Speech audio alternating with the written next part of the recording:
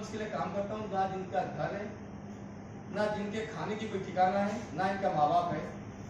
और कहीं सोने के लिए हमारे सोसाइटी के अंदर आ जाते हैं, हम ईट पत्थर लेकिन इनको भगा देते हैं। इन्हीं के लिए हम काम करते हैं। और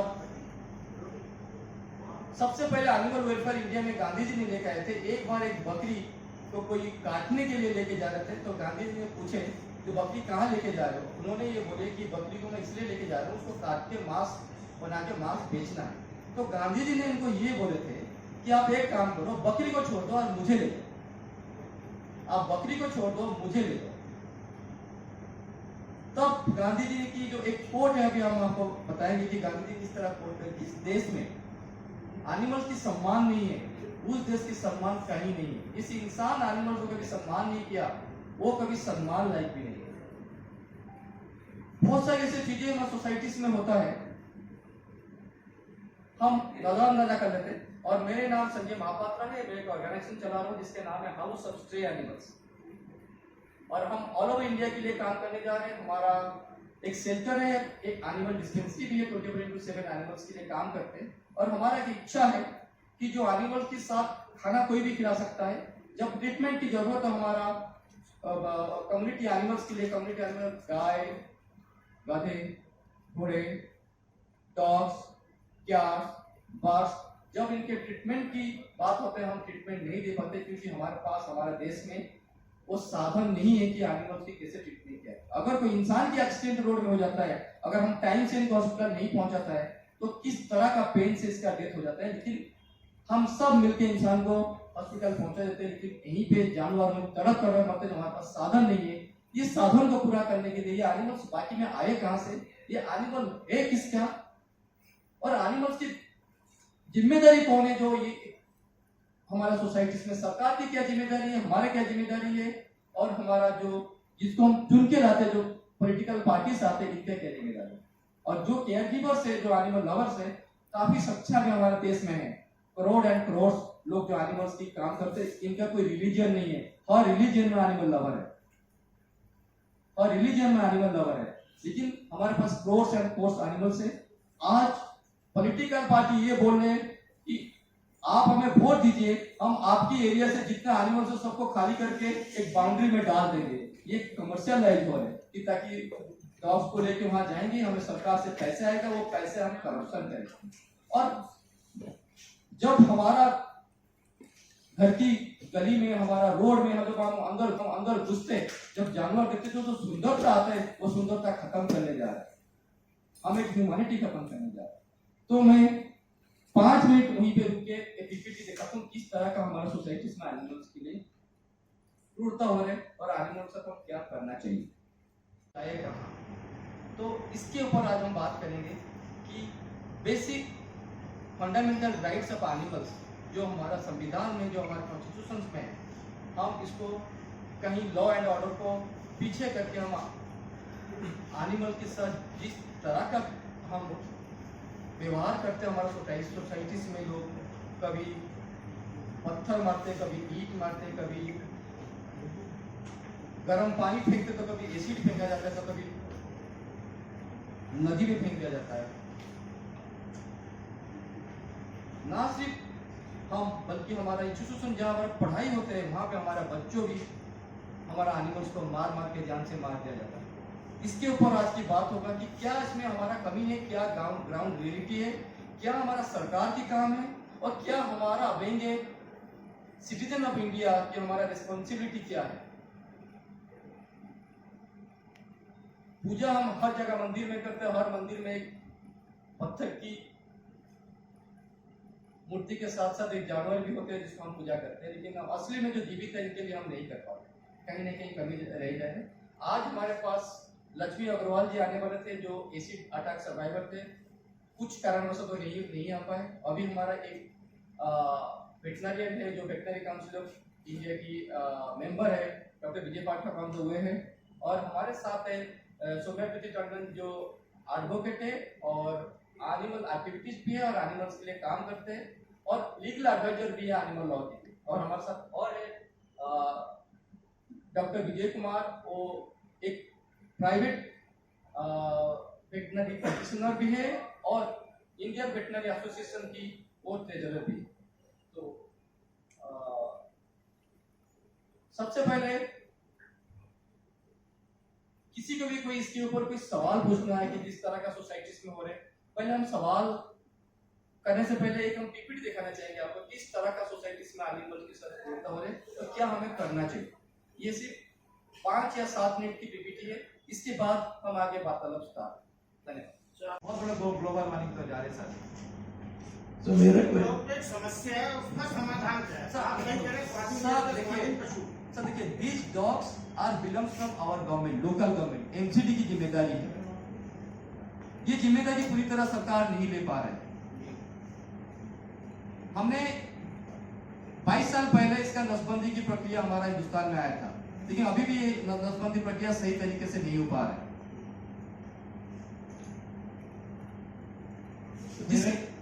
Can I ask a question? Yes sir. मेरा क्वेश्चन मैम को एड्रेस है सोमिया जी को। We have gone through the presentation, so we understand. आपने इसमें एनिमल्स को, डॉग्स को ही दिखाया है, काउ, बर्ड्स एंड कैट्स नहीं, मतलब इसमें नहीं है। तो मेरा issue, there 5 issues, but I understand we need to, she would tell us, is India, does we have the census, do we have a population count of the dogs, animals? Secondly, suppose I want to adopt a pet, so do I need a permission to adopt a pet? Because वो पेट वाले क्या कर रहे हैं, सुबह lift में निकल जा रहे हैं और उनका डॉग वहाँ पे he's, you know, सुबह मॉर्निंग वॉक में के बहाने आपके घर के बाहर खड़ा होकर उनका डॉग वहाँ पे सब गंदगी में जा रहा है। जापान में, I think what I understand, Japan में they fine, so you can't take away a pet, you have to take cleaners poop they call it, right? So about that, about census, about dogs, and last is about the funeral, because अगर जब animal, जो आपने बोला funeral भी उनका होना चाहिए सही तरीके से, तो how does that happen? Because army में जो dogs हैं, they are having the names and उनका पूरा register. गवर्नमेंट टू एवरीथिंग, ये एमसीडी वाला आएगा सब कुछ करके चला जाएगा, बट अगर जो हम लोग भी थोड़ा थोड़ा एफर्ट करें, अपने घर के सामने वाले, पड़ोस वाले एनिमल्स को लेके खुद इनिशिएटिव लेके उनका कुछ स्टेराइज कराएंगे, पोस्ट ऑपरेटिव केयर करेंगे, जो कि हार्डली 2 या 3 दिन की होती है, you will have results definitely very quickly, instead of relying totally on the MCD.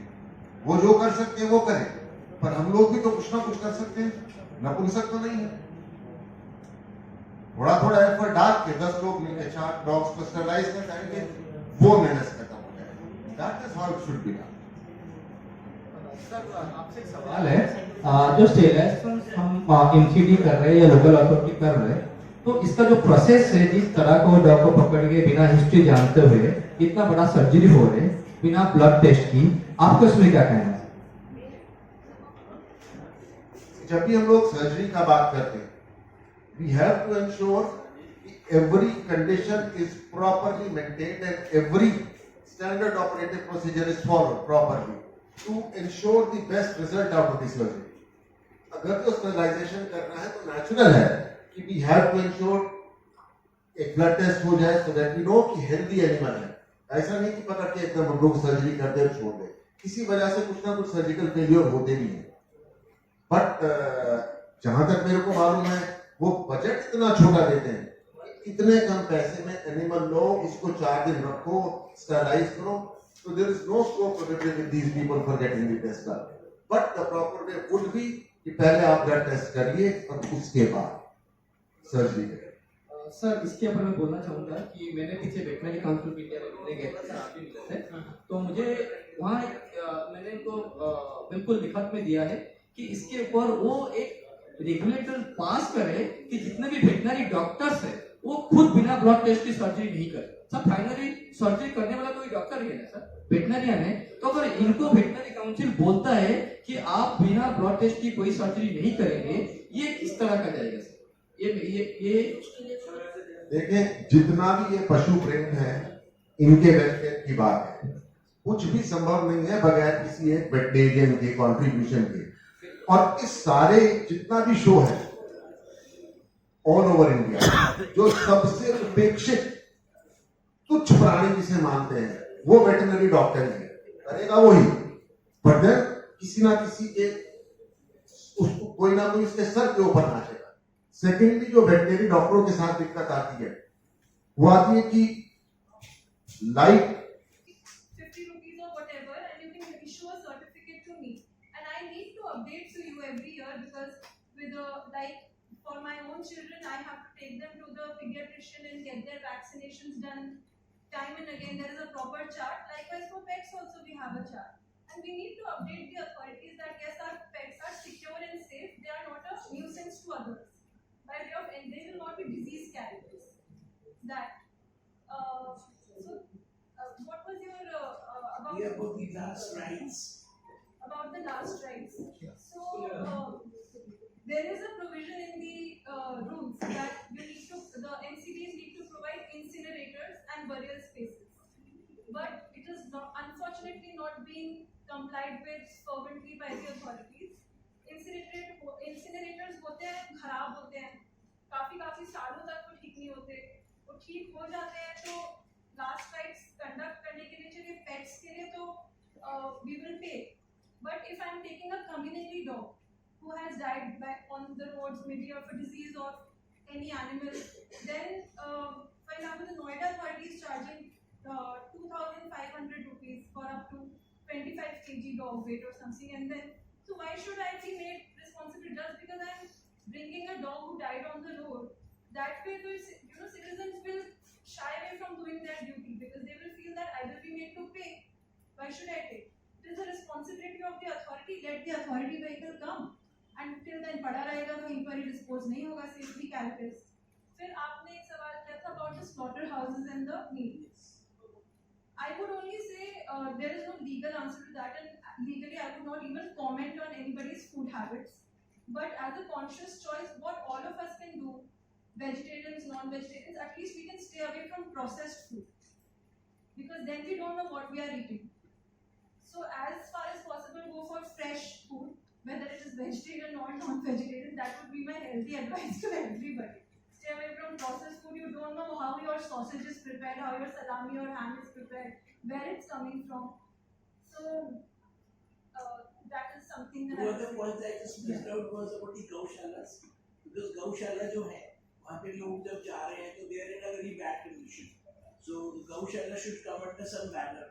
And second is about the road safety accidents, car hitting the animals, or whatever it is. Ma'am को mic.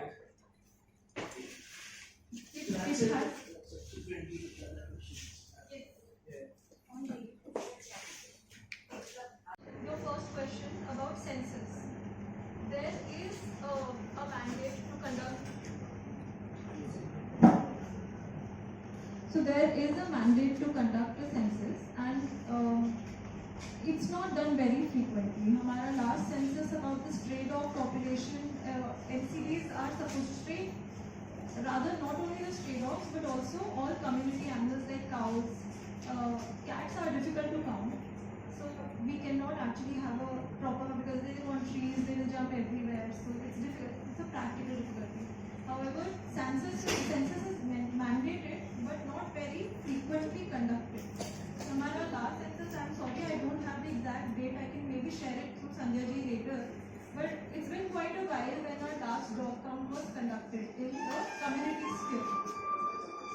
Coming to the next query about the pet dogs. Do you need to take a particular permission before adopting a That dog? children are born Yes. in the hospitals, nursing homes, dogs का जो अपने breeding दिखाया, and then you talked about the mother dog with the children, or that so that all things that So can be done. I'm so glad you brought this analogy with human children. Do you need a permission when you have a child? You don't need a permission before having a child. So I'm saying, Yes, I'm answering. having the pets, so they need to register. Yes, I'm answering your query. So you don't need a permission. Number one, as of now, our law does not require you to have a permission. And pets in many court cases also have been treated at par with family members. So if you want to add a member to your family, you practically should not be required to take any permission. As far as registration goes, yes, I am very pro registration because there is a register for humans also for birth and death.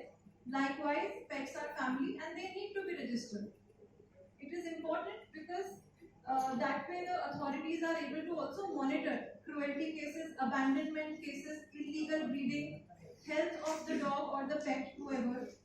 So registration should not come by way of penalty. What is happening across Delhi NCR now, these MCDs and say Noida Authority, they are all coming up with a pet policy.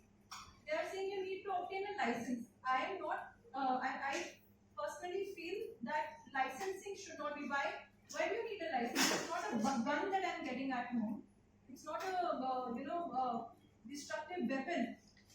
It's a family member that I don't need a license. I need to tell you yes I'm getting, and for that should be a nominal fee of maybe. ये नहीं है कि वो free में बगैर पैसा लिए अपनी तरफ से सामान लगा के, अपना पैसा लगा के, अपना टाइम लगा के, अपनी मेहनत लगा के एक स्ट्रे एनिमल का ट्रीटमेंट करें।